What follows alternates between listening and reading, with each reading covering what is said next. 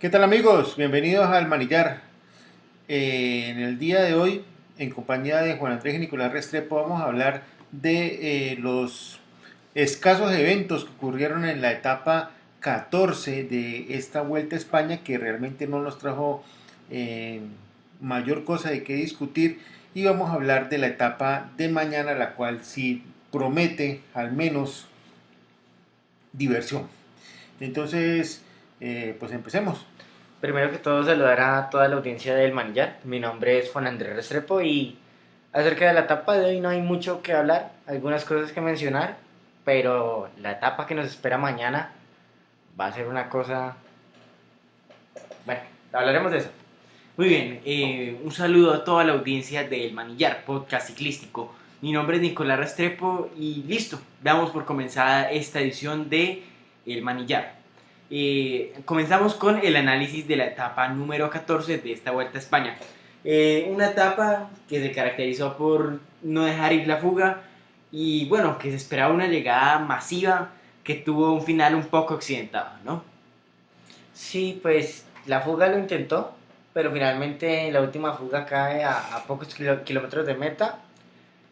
Y bueno, mayores percances además de la caída que hubo, no, nada más sucedió durante la Pues sí, carretera. fue una etapa llamada, pues, ¿cómo llamarlo? Una etapa de transición, sí, teniendo en cuenta de lo que veníamos después de la etapa número 13 y pues antes de la etapa número 15 de la que vamos a hablar un poco más adelante, es que es una etapa compleja. Por lo tanto, el día de hoy era una etapa un poco larga, 189 kilómetros, pero una etapa tranquila, sí, el loteo fue a un ritmo tranquilo, sí, no, sin embargo no dejaron ir la fuga muy lejos. No, Al final la fuga se acabó. el pelotón iba muy rápido el día de hoy. Sí, pues no iba tampoco tan acelerado como cuando están en una casa, pero pues tampoco iban lento, sí, pero inclusive Ángel Madrazo se quedó, ¿no? Pero en declaración de Sergio La Higuita etapa se fue sintió... rápido en el último tramo. Sí, Sergio Higuita se sintió Pero muy cansado en la etapa de adelante, hoy. no, bueno, sí, es que, Es lo que sucede en estas etapas. es que ya los kilómetros comienzan a pesar. Y pesan en las piernas. Y con este par de etapas que se vienen, pues hay que reservar. En general, pues es una etapa tranquila. Terminó contra lo que pensamos ayer en un sprint que gana Sam Bennett. Bueno, acerté en esa parte por lo menos ayer. Como dice don Edwin Tuirán, Sam Bennett ganó y bueno, un bonito sprint a pesar de todo, fue un muy bonito sprint el que Sí, vimos. Gana con autoridad Bennett, ¿no? Le gana a Maxi Richese, que hombre, a Maxi le falta decidirse a pelear la etapa. Pero Maxi no esperaba eso, él no iba por el Lo que pasa sprint. es que, no, lo que pasa es que Maxi no es un corredor de sprint largo, Sí, claro. pero donde Maxi se decida a sprintar en los finales, Claro. historias diferentes, estaríamos Es bien. que le pasó a Fabio Jacobsen lo mismo que le pasó a Fernando Gaviria. Ese repecho, al final, ellos no lo esperaron tan duro. Y el Sí, que lo sorteó con más potencia fue Sam Bennett y gana con autoridad. No, y se sabía que ese repecho iba a llegar. Entonces, pues sí, de una forma u otra fue lo que ocurrió en el día de hoy. La caída De Luka Mesgek fue el más afectado. Una caída grande, ¿no? Sí. Más de 50 corredores cayeron. incluido el propio Roglic y Pogačar. Y Valverde. Y Valverde, Sí, que se le lesionado, ¿no? De su muñeca. Sin mayores consecuencias, afortunadamente, pero sí, tuvieron una caída fuerte. Y ningún fuerte. colombiano cayó, ¿no? No, los colombianos evadieron la caída, lo cual fue bueno, fue positivo porque pues esa caída pudo haber tenido consecuencias funestas. A esa velocidad una caída en lote Sí, claro. es una cosa muy compleja, pero bueno, estuvo bien. Bueno, y hablando de la caída, ya hay un reporte médico de Luka Mesgek, quien fue el más afectado de la carrera, según el médico del equipo. Tiene una fractura de la cresta ilíaca derecha, pero según el médico Matteo Beltemacchi, no fue una fractura grave ya que no dañó la articulación y estará fuera de competencia al menos 3 semanas. No va a estar en hospital, va a ser enviado a su casa en los próximos días a tener su recuperación y le deseamos lo mejor a Luka Mesgek, afortunadamente no le espera cirugía. Y Sí. de cirugías, Chris Froome, ¿no? El Sí, viernes, sigue su mala suerte, ¿no? sí, se cortó el pulgar en la casa y se llevó un tendón de paso. Bueno, eso es un poco delicado. Afortunadamente, pues Chris Froome tiene la posibilidad de contar de atención médica de primer nivel, entonces Sí, eso no va claro. a problema. Eh, Respecto a la fractura de Melge, afortunadamente la fractura no comprometió el acetábulo, porque de haberlo comprometido, pues las cosas habrían sido diferentes. Entonces, bueno, bien, bien por ese lado. Bueno, y hablando de cosas que sucedieron en la etapa, pues antes de la largada, este corredor etíope que hemos visto en la mayoría de fugas, Sgabu Germay, anunció el nacimiento de su hija en Etiopía, de nombre Mary, y espera verla después de acabar la carrera, y se le veía contento, ¿no? Como Bueno, nota mencionar. por supuesto que sí.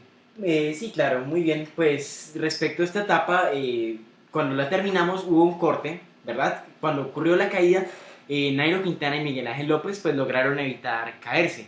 Sin embargo, pues debido a esto mismo hubo un corte y Nairo Quintana llegó a más de 2 minutos de la cabeza de carrera. Sin embargo, cuando salió la clasificación general provisional, hubo un inconveniente que duró más de 2 horas, en el que se daba por hecho que Nairo Quintana quedaba 5 minutos de Primo Roglic, es decir, que perdía 1 minuto y 50 segundos en la clasificación general provisional. Entonces esto causó siempre mucho desconcierto entre la prensa y la televisión y entre todos los que estábamos viendo la etapa. Sí, estábamos pendientes a un pronunciamiento oficial de la organización de la carrera.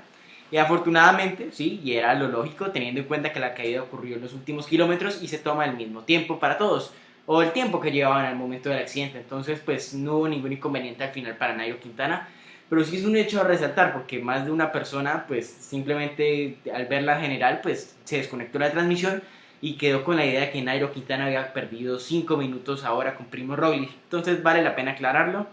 Y bueno, no sé si quieran aportar algo Bueno, más a este pero análisis. en el incidente Nairo fue salvado por la campana realmente, porque sí lo estaba perdiendo. No, claro que sí. Estaba descolgado Nairo, entonces realmente lo salvó fue el... ¿O no? No, sino, no, claro que no. El momento de la caída, Nairo Quintana logra esquivarlo por el lado derecho junto a Miguel Ángel López. Lo que pasa es que después de la caída, pues no logra retomar el bloque de carrera. Pero no es que Nairo estuviera descolgado al momento de la caída. No.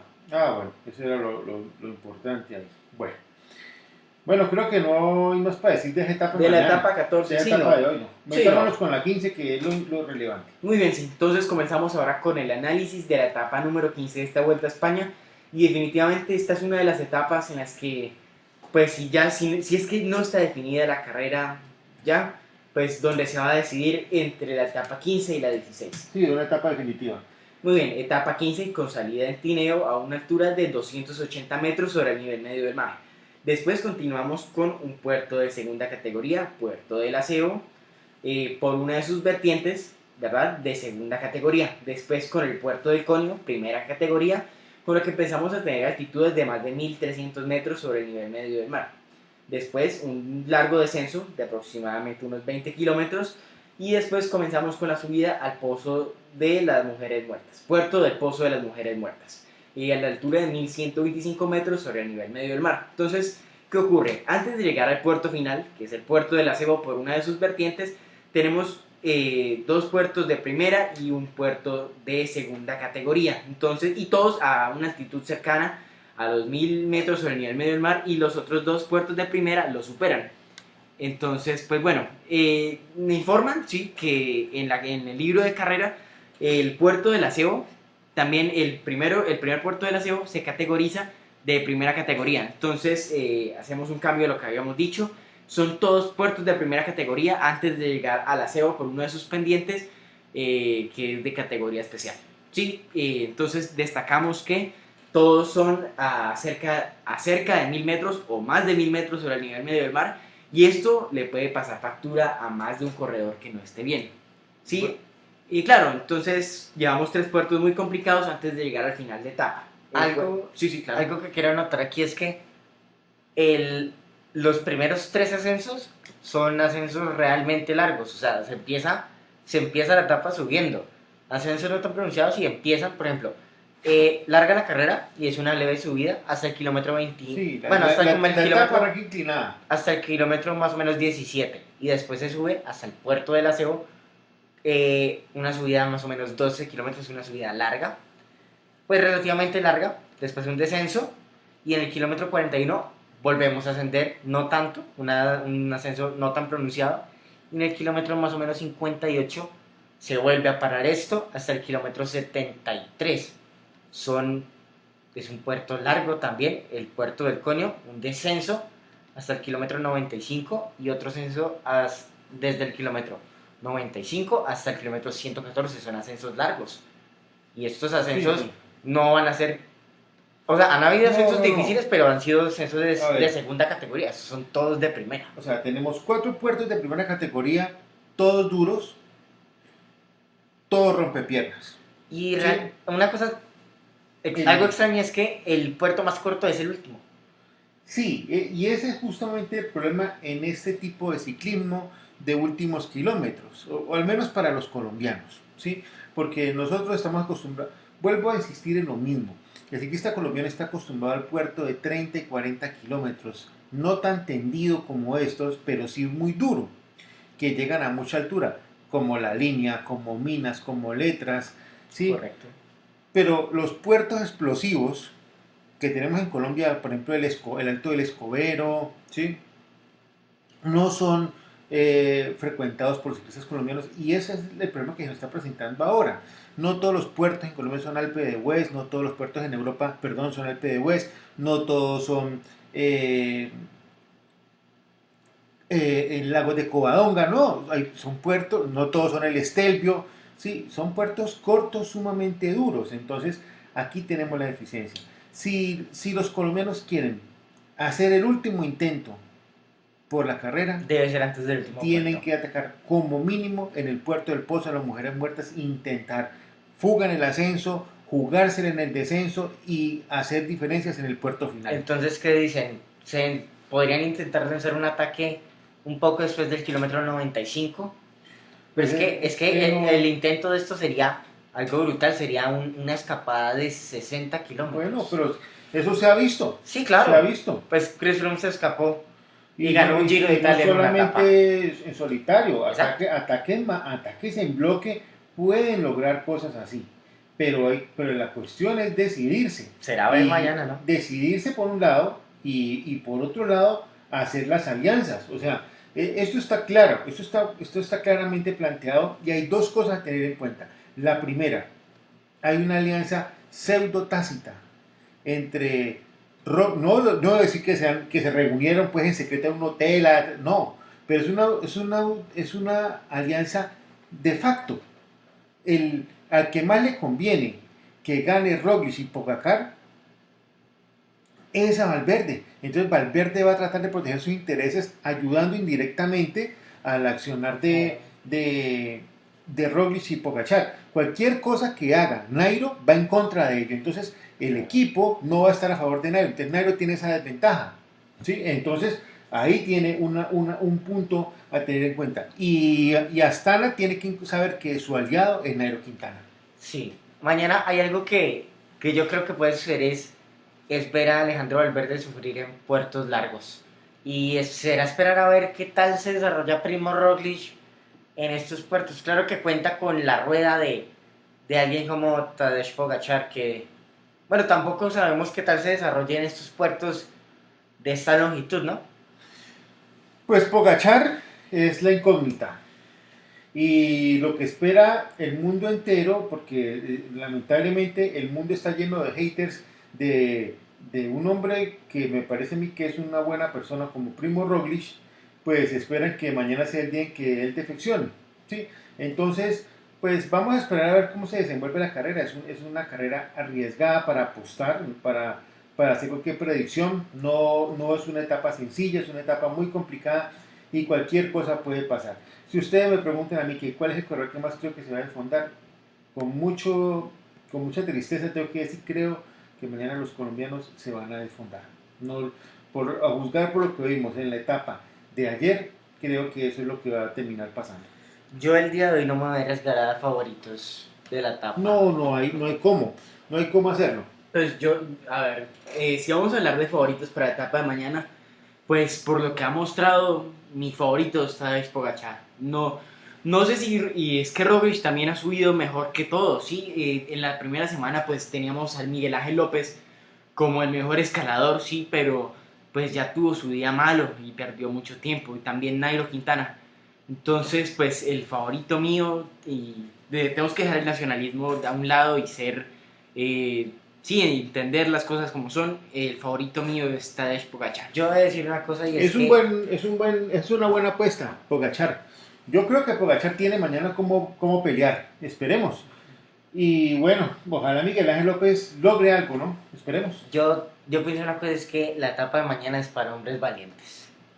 Sí, indudablemente El que arriesgue mañana el que arriesgue todo. y tenga con qué, mañana es una etapa realmente imperdible y los invitamos a todos a que simplemente no se la pierdan. Mañana la transmisión va a ser completa, desde las 6 de la mañana, Sí, se va a transmitir la etapa la completa. etapa completa. La etapa completa. Los invitamos a que madruguen y se vean la etapa.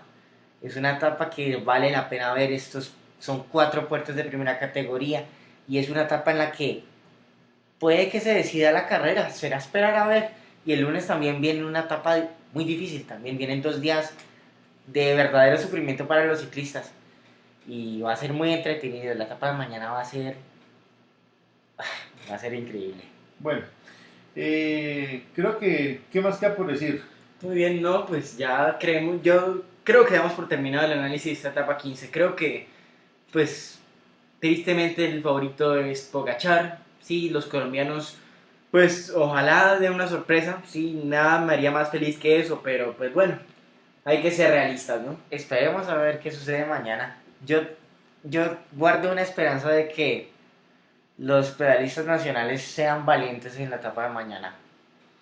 Bueno, esperemos. Amigos, mañana el manillar más temprano. Estaremos ya con el programa en los sitios habituales. Gracias por escucharnos hoy y mañana estén pendientes. Anunciaremos por Twitter el momento en el que esté ya disponible. Si les gusta el programa, suscríbanse y síganos. Y bueno, eso es todo. Muchas gracias por escucharnos. Muchísimas gracias por escuchar esta nueva edición del Manillar y nos vemos mañana con el resumen de la etapa 15 y esperamos lo mejor de la etapa de mañana. Muy bien, muchísimas gracias a todos por escucharnos. Mi nombre es Nicolás Restrepo y damos por terminada esta edición del Manillar Podcast Ciclístico. Esperamos que les haya agradado el contenido de esta edición del Manillar y bueno, esperemos lo mejor para el día de mañana. Hasta luego.